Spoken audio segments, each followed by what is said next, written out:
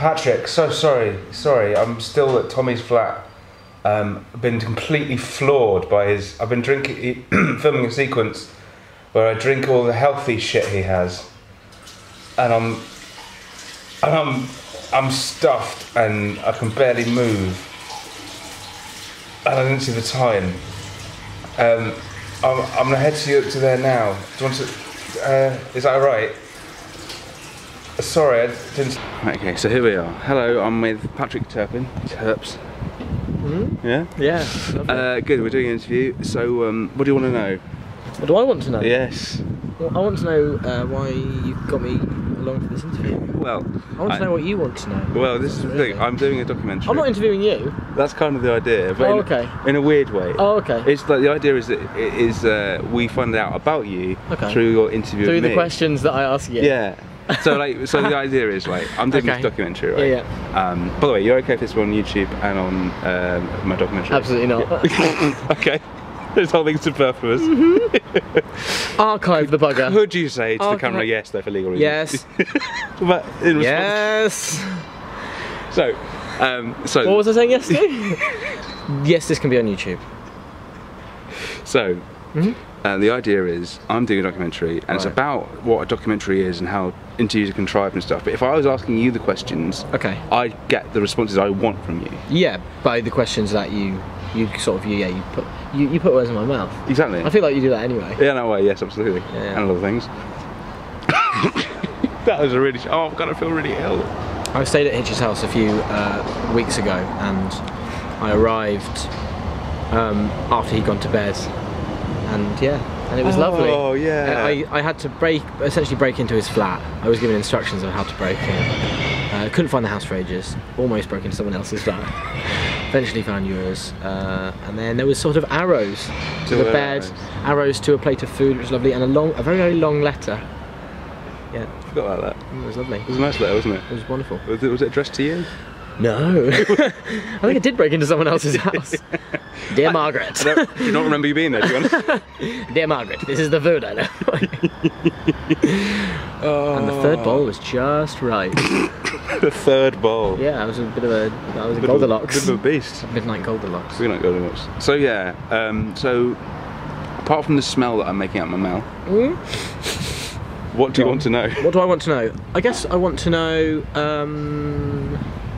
So if your sort of thesis, or your hypothesis, is that in a regular documentary you garner the answers you want and you build the argument you want by the questions you ask, what do you think is different about switching it round? This setup here. What? This setup here. What's different about that?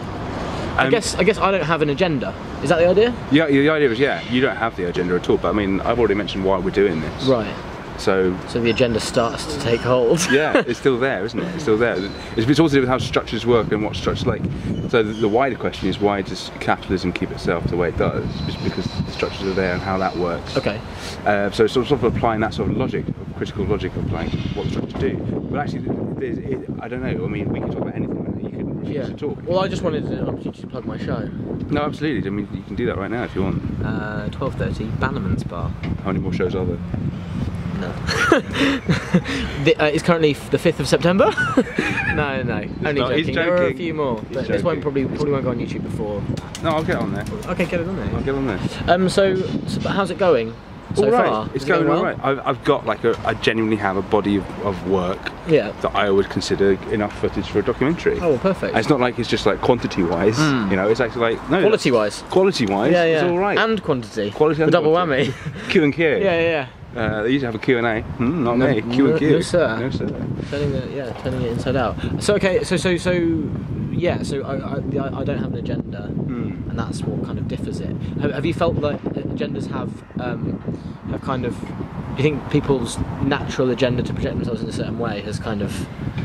I think that's kind of overtaken a lot of these similar interviews. Is that what's happened? It depends on the person, which I think is itself quite interesting. Yeah. Like when Tommy did the interview, as soon as the camera was on, he started strutting around and sort of flexing his muscles and things. A little bit like I did at the beginning of this. Yeah, absolutely. Yeah, but like you know, there is a performativity to it. Absolutely. Because we weren't talking like this before. No, I mean, I think. I mean, I was nearly sick. at the sight of me. No, no, I was because of what I've just been doing to be up on YouTube as well soon. But I was late for the interview as well. There you were. And yeah, I think you were. Yeah, you were genuinely. No, I wasn't genuinely. I'm genuinely sorry. I know. I believed you. I mean, I've got somewhere to be. Yeah, I know. But I don't think I've received. Yeah. Next question. How long is this going to take? Well, we've done 4.5. Okay. But we can do as long as you want. I mean, you're the interview. You can end this. I'm the interviewer. Yeah, so you can. Yes, you didn't tell me. But that's the point. If I Have told you been telling people? No. Right. If I told them, then they'd. Well, I don't know why I don't tell people, but I like to see that moment of reality, because that's got to be on the document's got to sort of show them being like, oh, yeah, this has changed. Yeah, exactly. Yeah. But you're going to ask me about some witty observations about the Edinburgh Festival Fringe. I mean, we can talk about that. I think it's important we do. I think the most important thing to remember is that the Fringe will chew you up and spit you out, and when you're feeling as top of the world, it will drag you down. Can you say it into the camera, please? The Edinburgh Fringe will chew you up and spit you out, and when you're feeling on top of the world, it will drag you back down to earth. I don't think anyone said that before about the festival. No. But I think that's some original rhetoric right there. There's a lovely woman walked past us then, and she enjoyed it. She enjoyed our little... She gave a knowing smile. Okay. I have a real problem. It often happens on public transport, often in London. It's people who witness a sort of a kind of a genuine moment of, I guess just sort of like they witness a genuine moment. Like something just truly unique, something quite weird. Maybe a sort of an animal does something slightly bizarre, or you might see like a little mouse run through the tube, or someone does a little trip, or spills their coffee in a funny way, and they witness it, and you go to catch their eye, and they just give you nothing. I think that people often complain about how impersonal everyone is on public transport, particularly in London. People are very closed off, and I don't think people are as closed off as everyone says they are. No. And I think that you often have those moments, and it's really, really nice. So like, someone will. Kieran Boyd from Whittack has some material about when announcers on the train break character, and I've witnessed a few of those quite recently. And there was one where me and this woman just sort of had a little giggle together, and it was really sweet. And then there was another one where I kind of was searching the carriage with my eyes, just to lock eyes with somebody to share that moment with, a moment of sort of something slightly peculiar. It's like abnormality, and they just didn't go for it. Those are the people that should go home and clip themselves. You had to hear those. Yeah. Official advice. Yeah, it's quite daunting for you to suddenly say that the interview is with you, because I mean I'm conscious of the fact that I've done all the talking, but also. But you're still the subject of the interview. Right. Do you know what I mean? I mean, I'm the subject of the documentary. But like, I still want to hear you talking, because I could talk. I mean, I do talk. I've been doing loads of to camera bits on my own. But like, I do want other people's voices to be heard and to say things. But like, because we're all the fact is that you're a friend of mine. Yeah. And you know. What's official now? Acquaintance. Yeah. Okay, we'll go back to acquaintance if you require. No, I like the friendship. It's really fun. We spend a bit of time together once a year. Yeah. Sometimes twice a year. Yeah, well, this year, as 2013, a vintage year. Still not there's still plenty left of the year. Who knows what will happen in October? What do you do in November time? I wait for you at King's Cross. And you're never there. That'd be nice. I'd like that. You're never there. It's like I go to Waterloo. There's something. Euston. you literally just sneaked past me. I see you every time. What shit? You hot-footed down the Pentonville Road. I don't think hot foot exists, but he's real. He's me. Yeah. I'm gonna have a chewing gum. A little. Sponsored by Wrigley's. Yeah. Yeah. But no. I think it does. Yeah. It does sort of all of a sudden. It obviously changes the emphasis. It changes the emphasis in a way that I wasn't necessarily anticipating. Because I didn't anticipate the change of emphasis. But the point is that you trust me to, like, even though we're going off track, you trust that whatever happens in the conversation, I'm not going to abuse my power. Because that's the other thing. I didn't. I was assuming that you would abuse your power. No, I'm trying not to because I don't want to. I did an interview with Ben Target. Yeah. For this. But this was like ages ago. My first interview. I didn't have this camera yet. Okay. And it was about that crowd surfing thing. Because I was doing a piece, an essay on that crowd surfing. Sorry, by all means. And I was interested in what he does to a room and how he sort of feels like he can subject himself to a room full of people. Yes. So I sort of grabbed him in London. We did like an hour or so, but it was just. You were in London. I mean, carry on. I saw you and I had to. Yeah. You grabbed him at Euston. And what did he say? Well, no. The point is that I was doing it. It was more traditional, like me putting the camera at him, me behind the camera, right. asking questions, and it felt genuinely a bit violent. I felt rough. It felt violent. I felt really bad. I changed ever so slightly to sort of. It became. What do you mean? In what way as an interviewer? Not in a sort of. I hit him. What were you probing him? Yeah. Too hard. Not even probing him too hard, but I sort of I abused my position of power a few times. I think. How did that manifest itself, though? I'll show you the interview. It's just a bit because of the nature of the questioning. I don't know. It was weird. What do you mean? The atmosphere, everything about it. He didn't like it. No, I mean he was fine. He was really kind and really good about it. Yeah. But at the end of it, I felt less friends because of what I'd subjected him to. What had you subjected him to? It wasn't like a dangerous interrogation. What were you asking him about? I was asking him just about what we ended up talking about loads of his stuff. I went in his bedroom as well, like with him. Yeah. And we sort of talked about hoarding and items and sort of what these things meant. Because he uses a lot of props in his act. Yeah. He collects a lot of different things. Yeah. Quite obtuse things. Yeah. Quite kitsch. Some stuff. Being babies, that's yeah. And we not did not to trivialise what he does because he's excellent. No, he's incredible. That's why I wanted to interview him. But there was one bit where I left the camera on and I walked away and I thought I'd try and get some sort of expose, incidental moment. Right. I'd catch him off guard and there'd be something truthful in that. And all there is this face, just like he immediately read that I'd left the camera on, and immediately just goes, he just leaves the camera. He just wants to get out of the frame, and it turned on to me the idea of because you did it. That was a moment of deception on your part. Yeah. You were like, okay, that's it. Yeah. And kept it on. Yeah. Just to go to the toilet. Yeah, I know. Bit of a dick move. It was a dick move, but it wasn't supposed to be a dick move. It was just like. I leave it on just to get some B shots, B rolls. Yeah. You know, and it becomes. What have you filmed of me? You filmed me sleeping when I stayed at your house. It's just a little bit. Just a little bit. It's a good documentary. It's a whole documentary just on Turps. So that's interesting. I mean, I don't really understand. I don't really understand what went on. I guess I've got to look at it. Well, it's not even that bad, but it's just I felt bad. Would do you think it'll feel voyeuristic for an audience? No, I don't think so. I think it's just because I knew him and I was a friend. I thought we were really good friends. And is that part of what you're gonna? Is you? I'm gonna have to talk about that because that interview was significant for me. And have you spoken to him about it? Post. I said thanks. I said sorry. If he sees the thing, will he be like?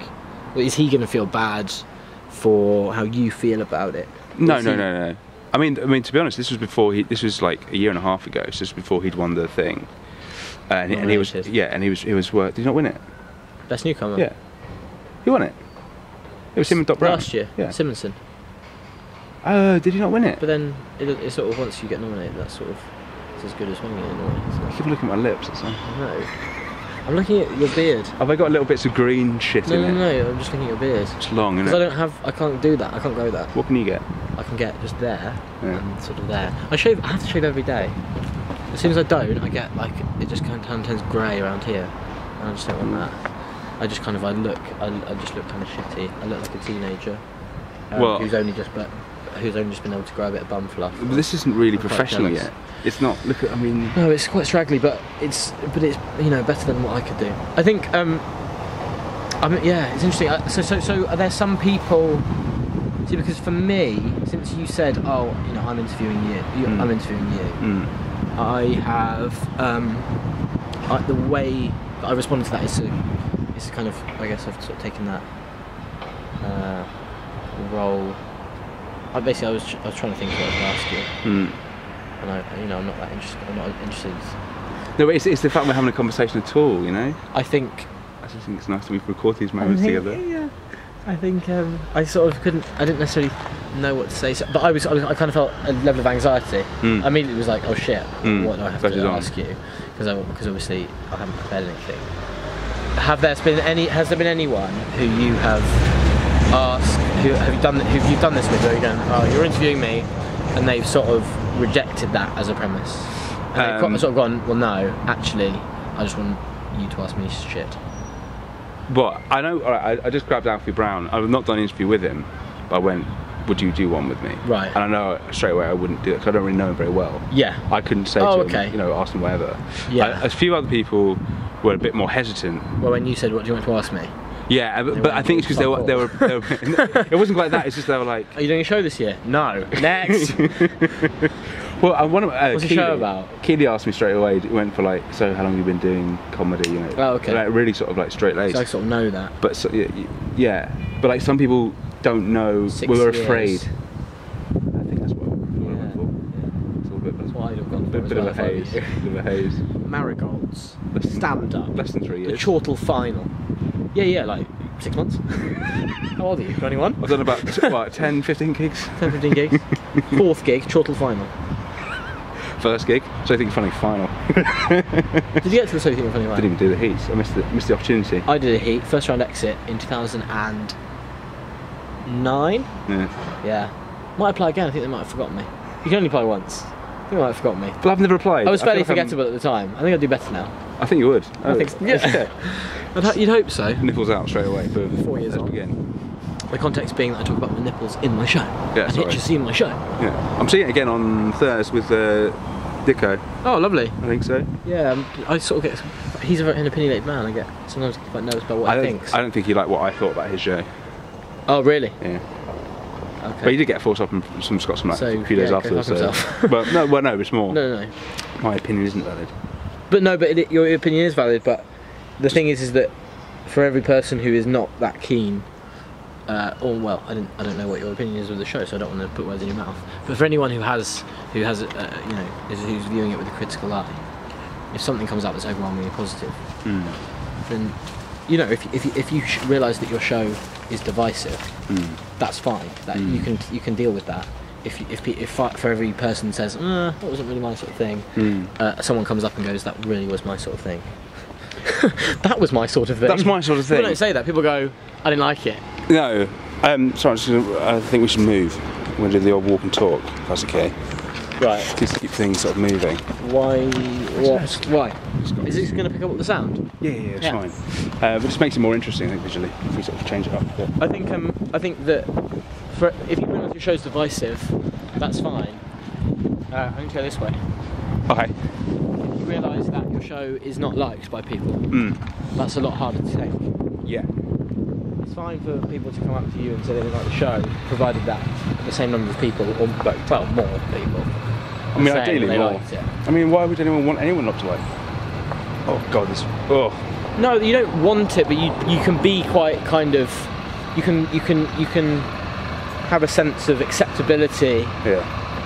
I don't even know acceptability is not the right word. You can be accepting towards people who don't like it, if you know that there are lots of people who do, because you can be quite sort of, I don't know, I guess, is stoic the right word?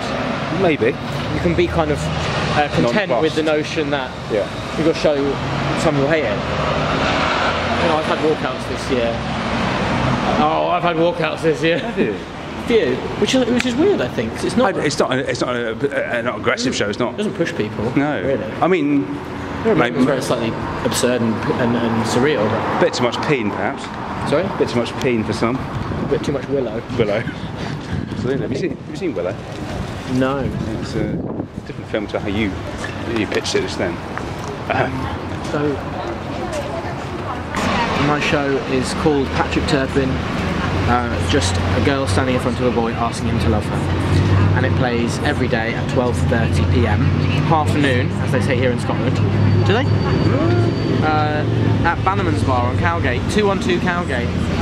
I'll give you the postcode if I knew it. I think it's venue 237. It's a free show. Thank you very much. It got a 4-star review. From 3 weeks. 4 from 3. 3 from 4. No, 4 from 3 weeks. 3 stars from Broadway Baby. It was a very kind 3. And then I'm just going to enjoy the sound of my own voice and not let this into your end. Okay, well I'm going to press go. So.